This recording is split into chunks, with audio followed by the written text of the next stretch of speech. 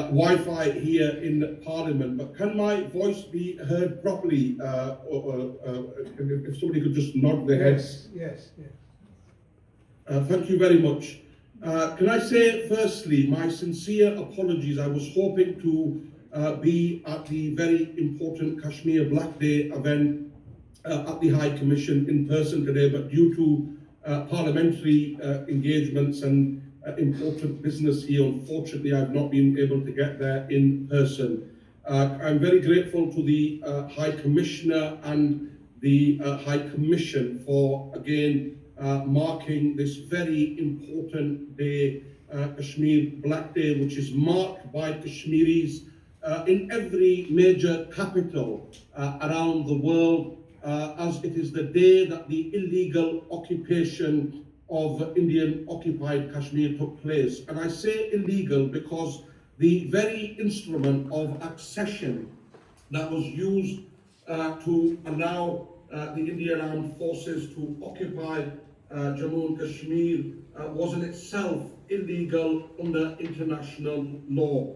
But we've seen since then the decades-long oppression, injustice and persecution that Kashmiris continue to face on a daily basis. We see the arbitrary arrests, we see the killings, we see the political prisoners, and in particular we see use of draconian legislation such as the Indian Armed Forces Special Powers Act, the Public Safety Act, both legislation which are illegal under international law and violate the norms of international law in how the people of Kashmir continue to face the aggression. But what we saw in 2019 was the deliberate and intentional acceleration of force to be used there through the revocation of Article 370 and 35A.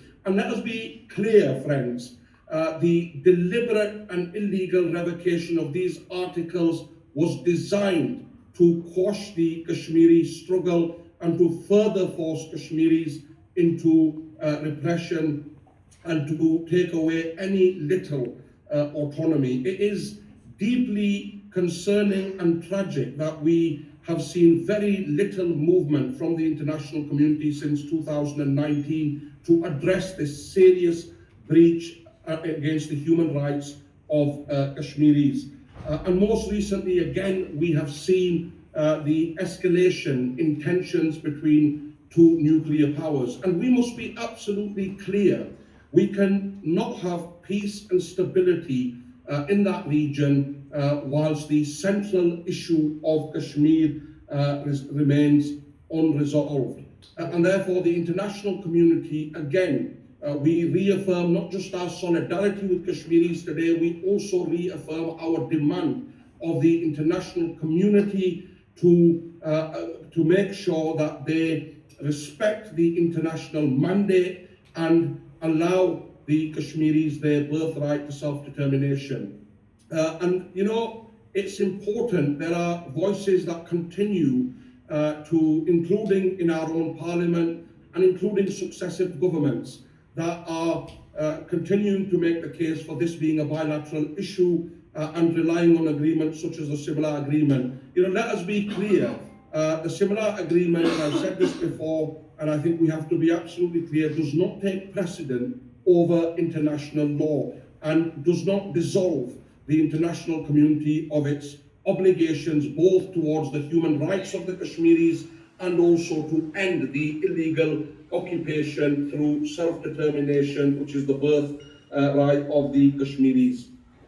Again, I want to send my solidarity to Kashmiris around the world today, and also as chair of the all-party parliamentary group on Kashmir, which now has over 80 parliamentarians from across the political divide, we will continue to make that case to our government, because our government has a moral, historic and international duty to allow the sons and daughters of Kashmir their birthright to self-determination. The voice of the Kashmiris will never be silenced, and we will make sure that the voice of the Kashmiris continues to be heard loud and clear in the British Parliament until they are given their birthright.